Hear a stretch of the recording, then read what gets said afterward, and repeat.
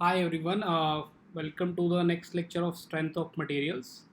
अभी तक हमने थोड़ी थोड़ी बेसिक चीज़ें पढ़ी थी। आज we are going to enter into our basic advanced first topic, that is axial loading diagram. Before that, I would like to tell you few concept about stresses, which stresses we are going to deal in strength of materials. And I'm also going to tell the difference between stress and pressure, because there are few differences which are frequently asked in the interviews, and the students are not much aware and always give the very specific answers, very like short answers, but they need it in detail. So I'll give you the differences, that you note down all the differences and you remember the differences. I'll also make you understand that how these differences are important. Okay, first I'll start with the stresses, that which stresses we are going to deal in strength of materials. कौन कौन से stresses हम लोग strength of materials में पढ़ेंगे? सबसे पहला stress है direct normal stress.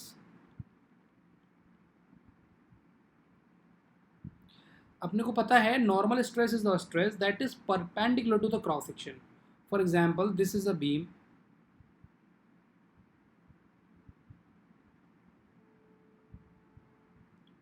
And a P load is acting on it. Okay, अब ये नॉर्मल स्ट्रेस जो लगा हुआ है, इसकी वजह से एक सॉरी लोड लगा हुआ है नॉर्मल, इसकी वजह से एक डायरेक्ट स्ट्रेस आएगा, that is equal to load upon area.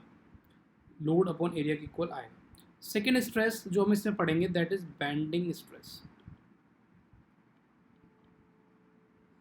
Second stress we are going to study जो हम पढ़ेंगे वो है bending stress.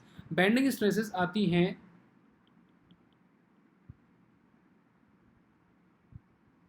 Due to any load which is acting like this. इसकी वजह से the critical cross section will be this, because the intensity of the movement created by this load P will be highest at this point. That's why this point is the point of critical stresses. If I draw if I draw this point, this cross section, project this cross section here, like I say this is a circular cross section, circular beam. Okay, I can say the moment acting on this cross section is P into this distance, let's say D.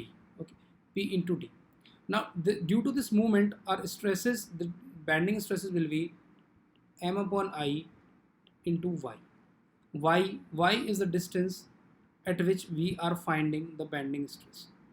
M will be P into D upon I into Y. Okay, so bending stress आएगा। या bending stress कैसे आ सकता है? दूसरा bending stress इस तरीके से आ सकता है, अगर पी लोड हटा के मैं एक मूवमेंट लगा दूँ इधर। In this case what will be the critical cross section? Critical cross section is the cross section जहाँ पर स्ट्रेस का वैल्यू मैक्सिमम होता है। तो the value of stress is maximum at that cross section. इस केस में अगर मैं कोई भी क्रॉस सेक्शन लूँ, let's say I take this cross section A, at A cross section also the value of moment will be m, at B cross section also the value of moment will be m, and at this C cross section also the value of moment is m. So throughout the beam, throughout the length, in all the all the cross section of the beam, जो movement का value है वो same है। It means all the cross section are critical cross section. अगर मैं आगे जाके किसी भी क्रॉस सेक्शन को बनाऊँ, मैं इस क्रॉस सेक्शन को यहाँ पे ड्रॉ करूँ, the moment acting will be m. So again sigma bending will be equal to m upon I into y. In this case it will directly give you the value of m, that will be like 5 kilonewton meter. Okay, 5 kilonewton meter, for example 5 kilonewton meter can be the value of m. तो समझ में आ गया? Now third stress that we are going to deal in this is hoop stress. Hoop stress, hoop stress क्या होता है? Hoop stress की जो बात आती है तो ये स्ट्रेस हम पढ़ते हैं बेसिकली थिन सिलेंडर और थिक सिलेंडर में। थिन और थिक सिलेंडर में अगर मैं थिन सिलेंडर की बात करूं जिसकी थिकनेस टी है, let's say I draw a thin cylinder,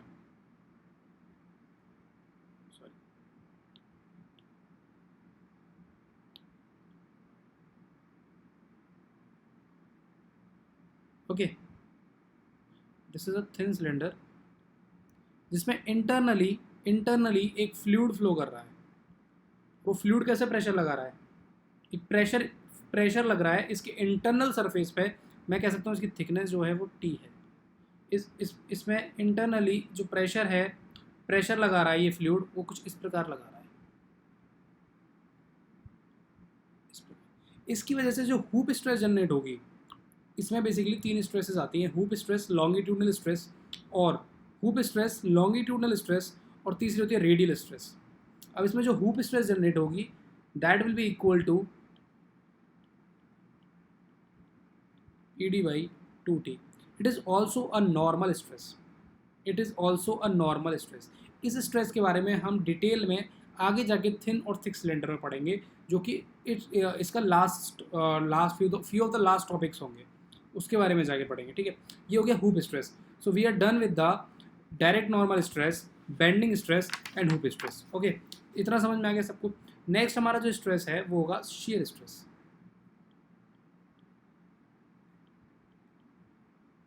कुछ लोगों के मेरे पास कमेंट्स आए थे कि मेरा जो वीडियोस हैं थोड़ा मैं फास्ट पढ़ा रहा हूँ, तो I have made it slow, little bit slow, and also I have made my presentation little bit good. So hope so you are all will be able to write it, and आगे जाके we'll do more numericals. The video will be larger in length, but this will be very helpful. I am promising you that I'll cover all the topics of strength of materials. All the topics will be there. The duration of the lectures might be lengthy because the strength of material subject is very large. बहुत बड़ा subject है, बहुत ज़्यादा weightage होता है ES में और gate में, बहुत बड़ा वेटेज है इसका। एंड आई वॉन्ट दैट अगर मैं कुछ पढ़ा रहा हूँ तो उसमें से आपके सारे क्वेश्चंस बनने चाहिए। So I cover all the types of questions in this videos. और जो कुछ क्वेश्चंस टाइम सीमा की वजह से मैं नहीं करा सकता, I will give you this questions directly. अगर आप चाहते हैं उस क्वेश्चंस लेने, you can contact me through my contact number, और you can contact me through Facebook, Instagram, wherever you possible. वहाँ से आप मेरे से डायरेक्ट सारे क्वेश्चंस ले सकते हैं जो कि बहुत ज़्यादा इंपॉर्टेंट है। वो मेरे पास नोट्स में अवेलेबल हैं, उनको उन क्वेश्चंस को मैंने एक जगह लिख रखा है। I will give you that PDF and you can solve them. ठीक है, वो सारे न्यूमेरिकल्स वहाँ से ले लेना। Also I will tell if anybody need personal guidance and personal कुछ भी उनको अपने प्रिपरेशन के बारे में कुछ पूछना है दैन, या फिर करियर गाइडेंस बारे में पूछना है, so you can book an appointment to me through my website. You can go to our website. The link will be available in first lecture also. I'll give you a link in the below in the description. The link will be available, and you can go to my website and you can book a slot.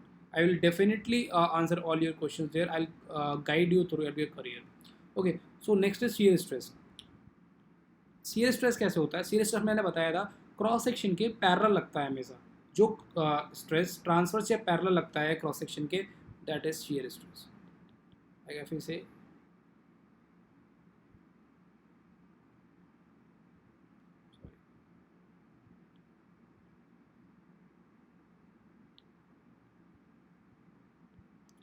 any stress that is acting like this P, this will cause a shear stress. Okay, now this is a direct shear stress.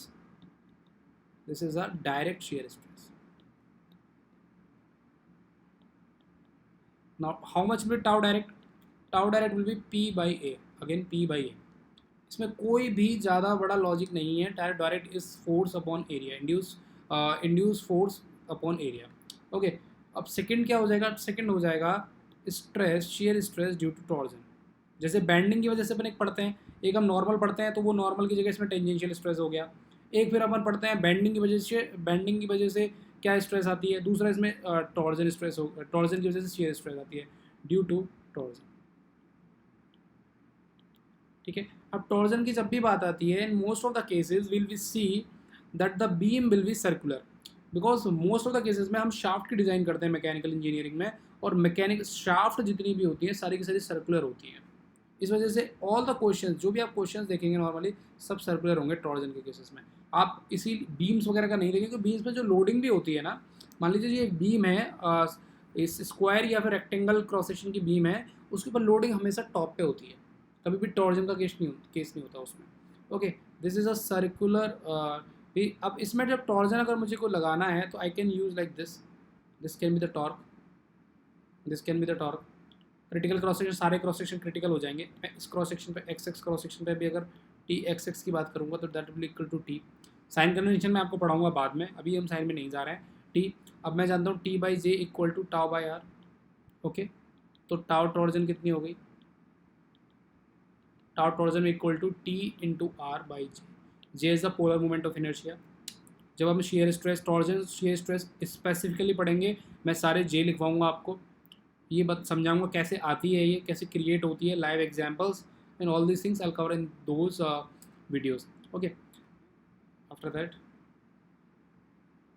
okay, now this is tau torsion and now as I told you, मैं आपको stress versus pressure के कुछ differences वगैरह बता रहा हूँ, that is the important in the interview point of view, not no question will be asked on this, but interview में वो ज़रूर पूछ लेते कि भैया स्ट्रेस और प्रेशर के क्या डिफरेंसेस हैं। तो अपन अगला अपना जो पॉइंट है वो है इम्पॉर्टेंट, मान लो या मत मानो यार, बस याद रख लेना कि stress versus pressure.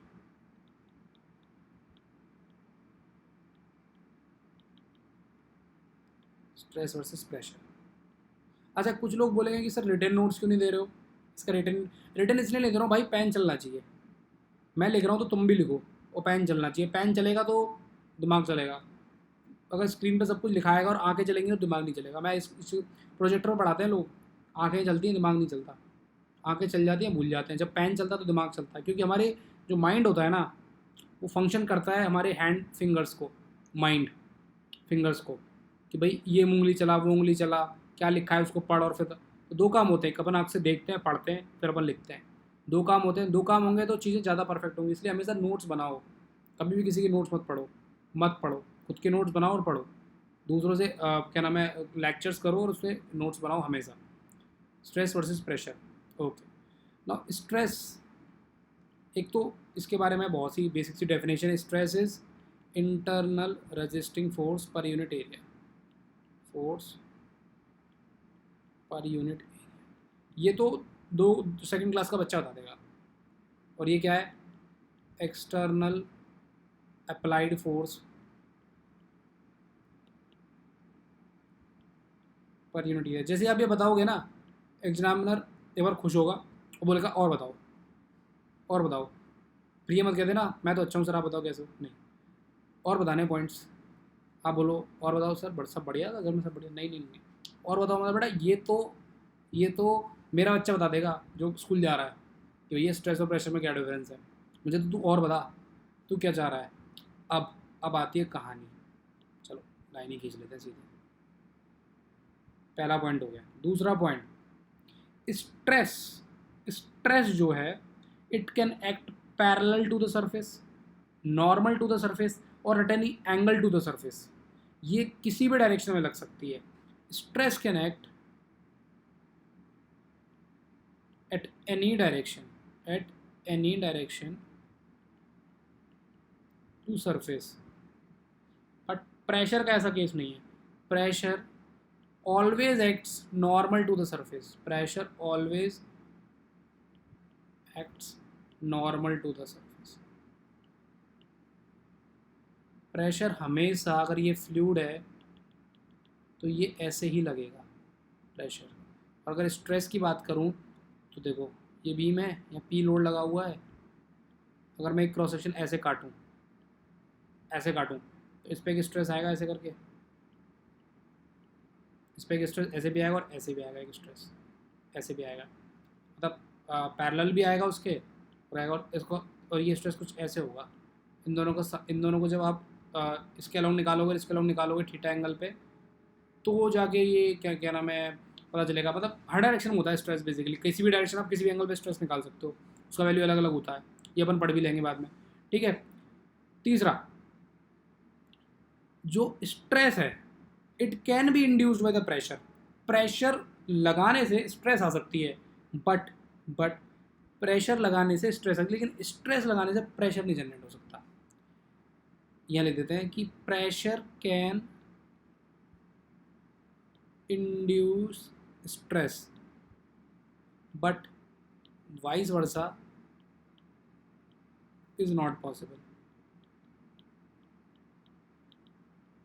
Pressure can induce stress, अभी पढ़ाया था मैंने, थिन सिलेंडर थिक सिलेंडर में प्रेशर हाइड्रोलिक फ्लूइड फ्लो करने से सिलेंडर के अंदर प्रेशर की वजह से स्ट्रेसेस आते हैं, हुप स्ट्रेसेस, लॉन्गिट्यूडनल और रेडियल स्ट्रेसेस, तीनों आती हैं।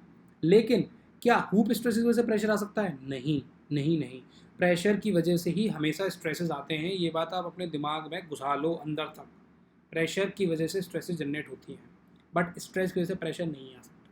Next next next is magnitude of pressure can be same in all direction, can be same in all direction, but magnitude of stress is will be different in all direction, different in all direction। समझे? समझे नहीं समझे? मैं समझाता हूँ। ये एक surface है, इसको ऐसे काटा, इस पर कहीं स्ट्रेस ऐसे लगी हुई सिग्मा। अब आप अगर इसको निकालो तो ये सिग्मा हो जाएगा कॉस थीटा, ये हो जाएगा सिग्मा साइन थीटा। थीटा का मान लो वैल्यू 45 नहीं, कुछ और ले लो, 30 डिग्री ले लोगे आप, थीटा 30 डिग्री, तो सिग्मा कॉस थीटा का वैल्यू कुछ आएगा 790। इसका मतलब along the surface tangential stresses, या फिर कह लो आप shear stresses along the surface value कुछ होगी, और नॉर्मल स्ट्रेस जो निकालोगे इसकी वैल्यू कुछ और आएगी। या फिर मैं किसी भी एंगल पर इसको बाइफरकेट कर सकता हूँ, निकाल सकता हूँ। लेकिन pressure always act perpendicular, pressure लगता ही नहीं किसी और डायरेक्शन में, तो उसका मैग्नीट्यूड प्रेशर का सब डायरेक्शन में सेम होगा, क्योंकि उसका डायरेक्शन ही परपेंडिकुलर है उसका बेसिकली। एक पॉइंट पर बात करूँ, प्रेशर अगर ऐसे लग रहा है, ऐसे लग रहा है, ऐसे एक पॉइंट पे सारे डायरेक्शन में सेम होगा, Pascal's law. At every point the pressure will be same in the all direction, Pascal's law, fluid mechanics में पढ़ा होगा आपने। At every point the pressure will be same in the all directions, हर direction में pressure का value same मिलेगा। Next we can say, हाँ next very important, pressure can be measured, pressure measure करने के बहुत सारे डिवाइसेस हैं, मैनोमीटर लगा लो, और भी बहुत सारे डिवाइसेस हैं, बट स्ट्रेस को मेजर करने का आज तक डिवाइस बना ही नहीं। क्यों? रीज़न क्या है? स्ट्रेस क्या है? स्ट्रेस इंड्यूस होती है किसी बॉडी के अंदर, किसी ने किसी को थप्पड़ मारा, प्रेशर लगाया अपने हाथ से, तो उसने किस इंटेंसिटी से उसको थप्पड़ मारा ये तो आप निकाल लोगे, बट क्या आप ये निकाल सकते हो उस बॉडी के अंदर कितना स्ट्रेस जनरेट हुआ? नहीं। In quantity, in value you can not decide the stress, there is no method, there is no device to measure the stress. However, using the formulas, using the techniques of formula, you have made the formula, like you have made the theoretical concepts to calculate the stress.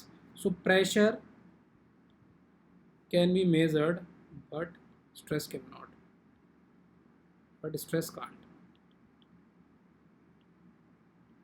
Strain measure कर सकते हो, strain, change in length upon length कर सकते हैं, क्यों नहीं कर सकते? क्या नाम है, स्ट्रेन रोजर्स लगाइए आप, थीटा कितने डिग्री पे कितना स्ट्रेन जनरेट हो रहा है बता देगा आपको, लिख लीजिए, strain can be measured.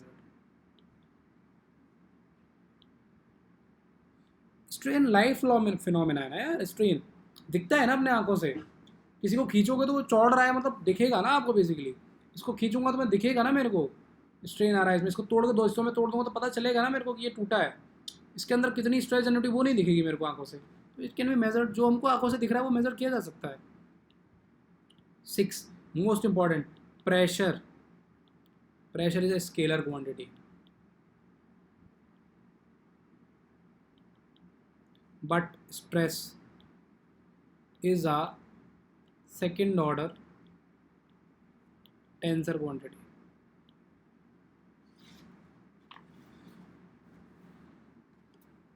Second order tensor quantity, okay समझे? अब समझो स्केलर क्या है, स्केलर जिसका सिर्फ मैग्नीट्यूड होता है, कोई डायरेक्शन नहीं होता, सिर्फ और सिर्फ मैग्नीट्यूड होता है। प्रेशर 23 किलो पास्कल, कोई डायरेक्शन नहीं है, नॉर्मल टू द सरफेस ही रहेगा, 23 किलो पास्कल मैंने प्रेशर लगाया। 23 किलो पास्कल प्रेशर का वैल्यू फिक्स है, मैग्नीट्यूड 23 पास्कल, कहाँ लग रहा होगा? नॉर्मल डायरेक्शन में, बात खत्म, सोचना ही नहीं ज़्यादा। लेकिन stress is a second order, tensor है भाई, टेंसर, वेक्टर भी नहीं है, टेंसर है। वेक्टर क्या होता है? Vector who is having magnitude plus direction, tensor है, टेंसर मैं बताता हूँ क्या होती है टेंसर आपको। अगर जीरो ऑर्डर टेंसर है, it will be scalar. Zero order tensor मतलब सिर्फ और सिर्फ मैग्नीट्यूड चाहिए उसको बताने के लिए, जो क्या है, एग्जाम्पल प्रेशर। अगर फर्स्ट ऑर्डर टेंसर है तो क्या क्या चाहिएगा, क्वांटिटी होगी वेक्टर, एक तो मैग्नीट्यूड चाहिएगा, प्लस मैग्नीट्यूड चाहिए, प्लस क्या चाहिए, डायरेक्शन। एग्जाम्पल क्या है, वेलोसिटी है, डायरेक्शन चाहिए, एक्सेलरेशन है, डायरेक्शन चाहिए, वेलोसिटी है, एक्सेलरेशन है, सब ये वेक्टर क्वांटिटीज़ हैं। अब आता है सेकंड ऑर्डर टेंसर, जो कि हमारा क्या है, स्ट्रेस है। ऐसा क्या है भाई तीसरी चीज़ जो इसको और चाहिए, मैं मानता हूँ मैग्नीट्यूड चाहिए, चाहिए डायरेक्शन भी चाहिए, और क्या चाहिए इसको, और क्या चाहिए हो सकता है, इसको चाहिए प्लेन, किस प्लेन में ये लग रहा है, समझे। मैग्नीट्यूड तो चाहिए ही चाहिए, कौन से प्लेन में एक्ट कर रहा है ये भी बताना पड़ेगा, तब जाके बनता है सेकंड ऑर्डर टेंसर। और इसका एग्जांपल है स्ट्रेस। पूछता है एक नंबर में, stress is a first order tensor, second order tensor, ये नहीं पूछेगा टेंसर है या वेक्टर है इसके लिए, ये नहीं पूछा, बच्चा थोड़ी है वो। क्या पूछेगा, stress is a second order tensor, first order tensor, zero tensor.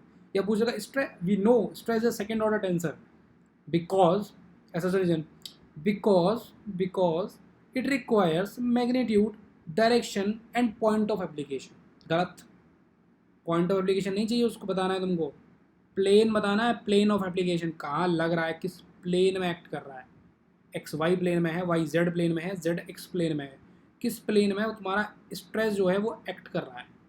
ठीक है, तो समझ में आ गया। ओके।